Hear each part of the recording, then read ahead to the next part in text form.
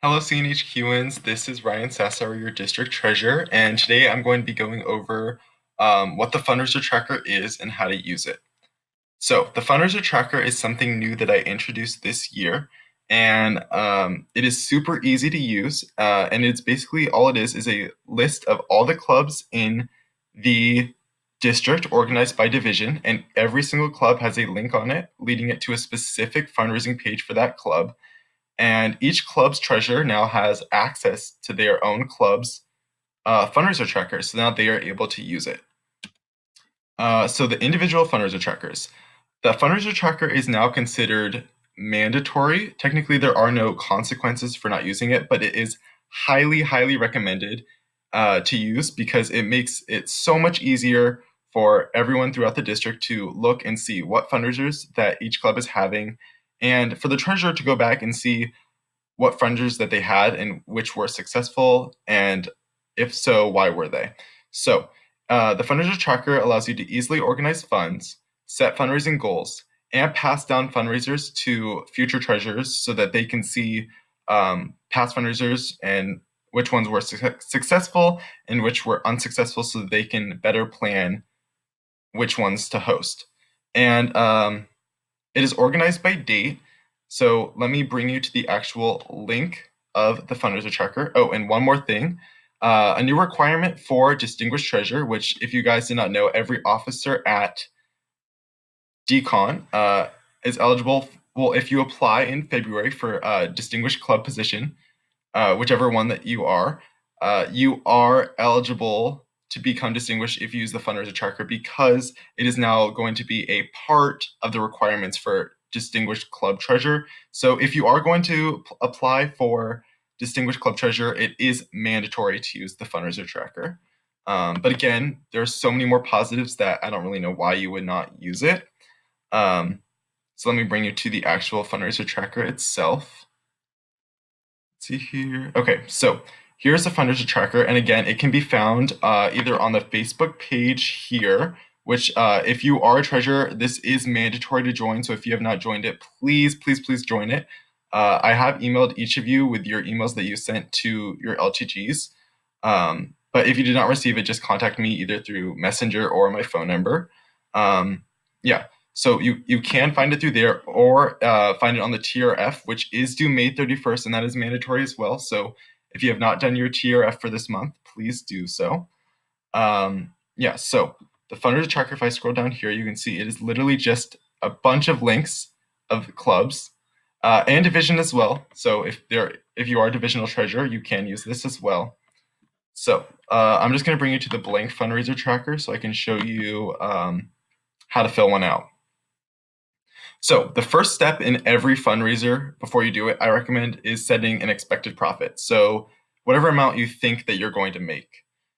So if I go down here, let's say I'm having a restaurant fundraiser. So I'm going to put in that I'm having a restaurant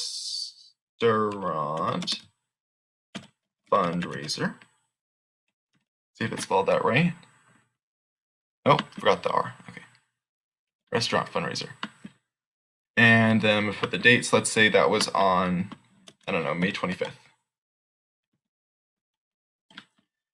And then, so let's say that my goal for the fundraiser, which is where the expected profit is, let's say, oops, sorry, scroll down a little bit. Let's say I wanted to make $100 off the fundraiser. So I would go to my expected profit and I would type in $100. So let's say that we a couple weeks later, I find out that we actually ended up spending $750 at that fundraiser. So great.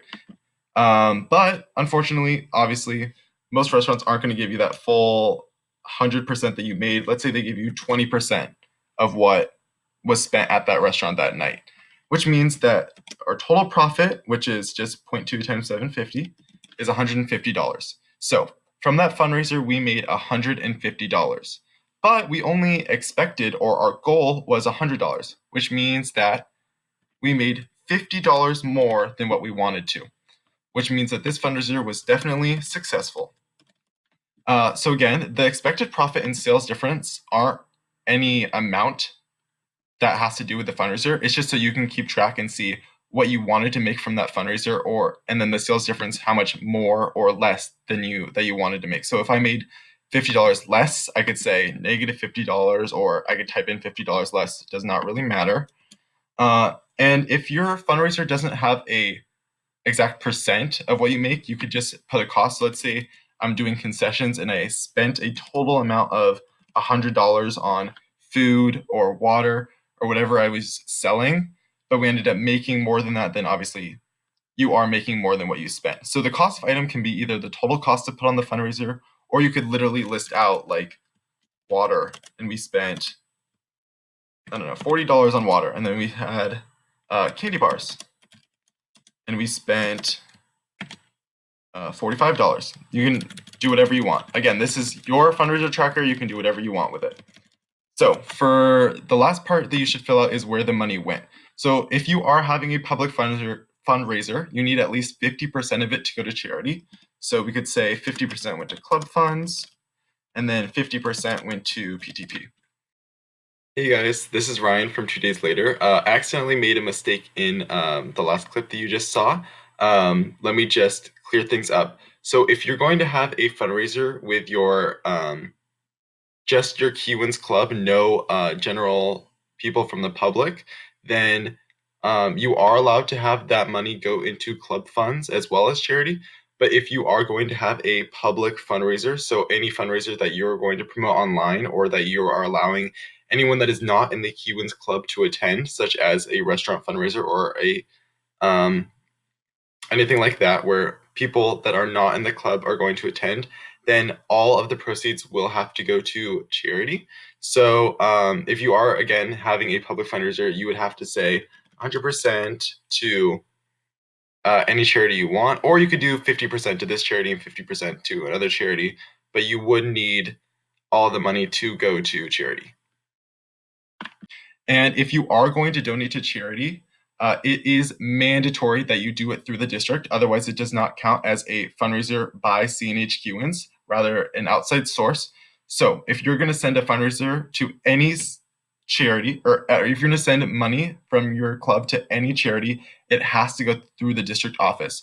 So you must mail the check and have it sent to the district office. And then in the memo line of the check, you put the charity that you want to donate to. So if you want to donate to the Thirst Project, you cannot just donate it through the online process. You must send the check through the district office, and then the district office will send that money to the Thirst Project. So yeah, that's basically it from me. If you have any further questions, you can contact me either through Facebook Messenger, email, or my phone, and that is listed on the TRF if you want to find me, or it's also on the district directory, which will be uploaded to the website if it is not already. Yeah, that's it from me. Thank you guys for watching, and I hope you have fun keeping track of your fundraisers.